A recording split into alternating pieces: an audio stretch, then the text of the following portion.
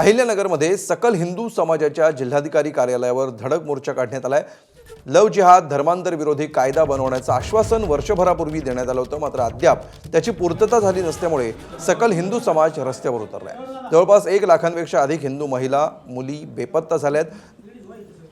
दररोज लव जिहादची प्रकरणं समोर येत आहेत। मग या विरोधात कायदा का केला जात नाही असा सवाल उपस्थित करण्यात येतोय। राज्यभरात अनेक ठिकाणी यासाठी मोर्चे काढण्यात आले। दरम्यान लवकरात लवकर कायदा करण्याची मागणी मोर्चेकऱ्यांनी केली आहे। महिलांचे होणारे छळ बळजबरी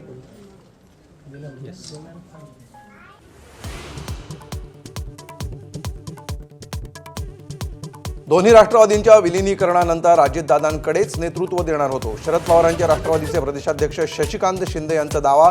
तर थोड्याच वेळात शशिकांत शिंदेंचा लेख वाचून सुनील तटकरे भूमिका स्पष्ट करणार।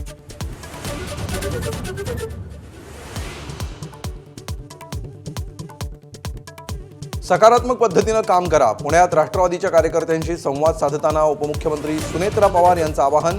तर जुन्नरमध्ये दोन्ही राष्ट्रवादी एकत्र येण्याच्या अतुल बेनकेंच्या भूमिकेला सकारात्मक प्रतिसाद।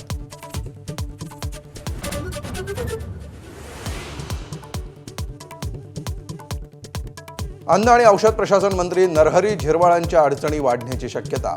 कार्यालयातील कारकुनाला लाच घेताना अटक। तर लाच प्रकरणाशी संबंध आल्यास राजीनामा देणार, नरहरी झिरवाळ यांची प्रतिक्रिया।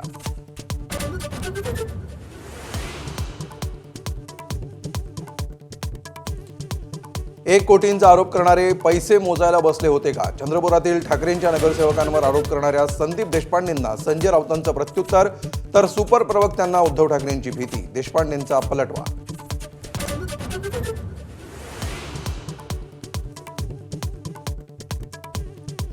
मुंबईतील मेलडी कोस्टल रोडवर मराठी गाणी लावण्यासाठी मनसे आक्रमक।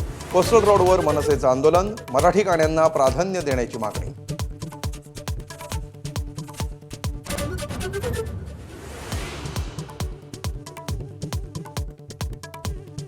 एबीपी माझाच्या बातमीनंतर संभाजीनगरमधील टोईंग प्रकरणाची चौकशी होणार।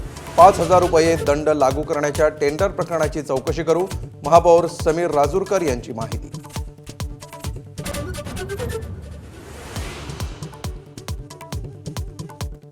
T20 विश्वचषकात सर्वात मोठा उलटफेर, बलाढ्य ऑस्ट्रेलियाचा झिम्बाब्वेकडून 23 धावांनी पराभव।